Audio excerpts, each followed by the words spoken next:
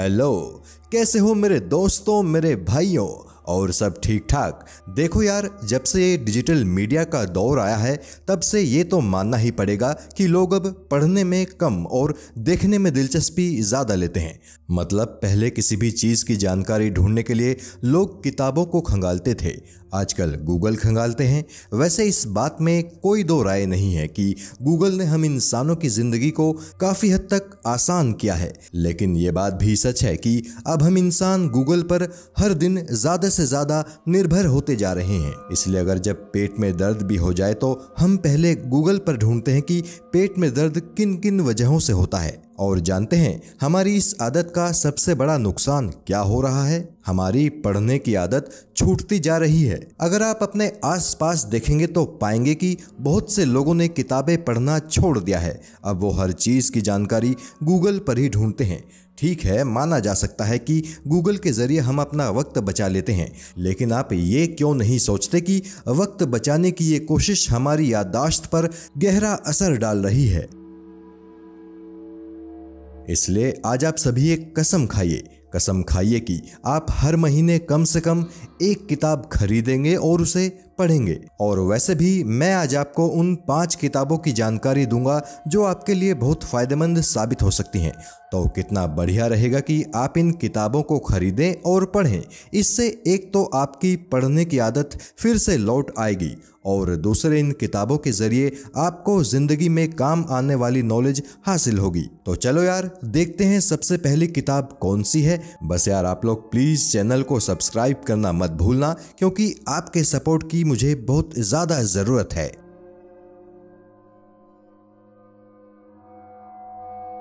इस किताब को लिखा है रॉबर्ट ग्रीन ने, और ये किताब जीवन के उन 18 नियमों की बात करती है जो इंसानों के नेचर को समझने में हमारे काम आ सकते हैं। इस किताब के जरिए आप जानेंगे कि लोग क्यों किसी खास तरीके से बिहेव करते हैं और कैसे हम किसी के नेचर को पहले से भांपकर सतर्क हो सकते हैं। साथ ही इस किताब में उन टिप्स का जिक्र भी किया गया है कि किस सिचुएशन में हमें किस तरह से बर्ताव करना चाहिए और कौन सा कदम उठाना चाहिए। कुल मिलाकर किताबी कीड़ों का मानना है कि ये किताब बहुत प्रेरणादायक और आनंददायक किताब है। आप टीनेजर हो या नौजवान हो, प्रौढ़ हो या बुजुर्ग हो, इससे कोई फर्क नहीं पड़ता। ये किताब आप किसी भी उम्र में पढ़ सकते हैं। इसीलिए जल्द से जल्द इस किताब को खरीदिए और पढ़ना शुरू कीजिए।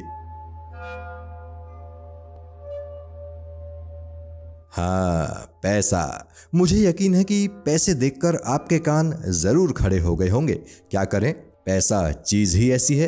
पैसा वो नशा है जो हर किसी पर छोटी उम्र से ही चढ़ जाता है। इसलिए पैसे के पीछे का मनोविज्ञान भी इंसान को जरूर पता होना चाहिए, और इस काम में आपकी मदद करेगी मॉर्गन होसेल की ये किताब, जिसका नाम है द साइकोलॉजी ऑफ मनी।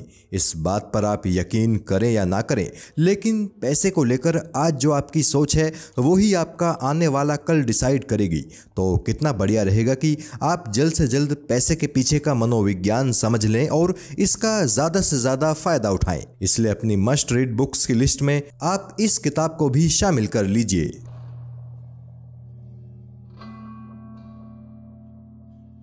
हम अक्सर अपने जीवन में ऐसे लोगों से मिलते हैं जिनसे मिलने के बाद हमें लगता है कि जैसे उन्हें बात करने का तरीका नहीं आता, और इस बात से कोई भी इनकार नहीं कर सकता कि आज की दुनिया में हमें बात करने का तरीका हर हाल में आना चाहिए, क्योंकि तभी हमारा कुछ भला हो सकता है। हम देखते हैं कि कई दफ़ा जब हम कुछ लोगों से किसी बात पर असहमत होते हैं तो वो इसे दिल पर ले जाते हैं, या हम खुद भी लोगों की बात दिल पर ले जाते हैं, और ये आदत एकदम गलत है। ये किताब हमें ऐसे ही पॉइंट्स की जानकारी देती है कि किस सिचुएशन में किस बात पर हमें कैसे रिएक्ट करना चाहिए और कैसे रिप्लाई करना चाहिए। इसलिए ये किताब भी आपको पढ़नी ही चाहिए।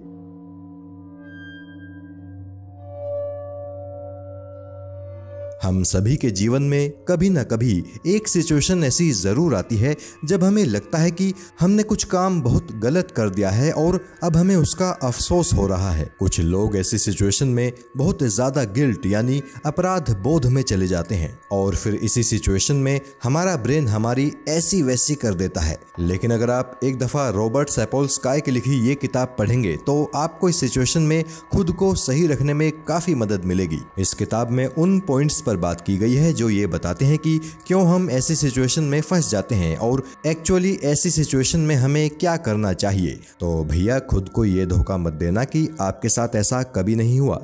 ये होता है और सबके साथ होता है, इसलिए ये किताब भी आपकी लिस्ट में होनी ही चाहिए।